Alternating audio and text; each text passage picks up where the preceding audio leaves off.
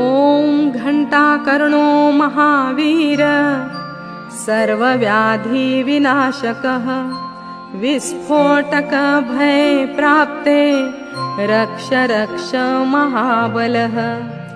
यत्र त्वं तिष्ठसे देव लिखितोऽक्षरपङ्क्तिभिः रोगास्तत्र प्रणश्यन्ति वातपित्तकफोद्भवा तत्र राजभयं नास्ति यान्ति कर्णे जपाक्षराः शाकिनी भूतवेताला राक्षसा प्रभवन्ति नाकाले मरणं तस्य न च सर्पेण दश्यते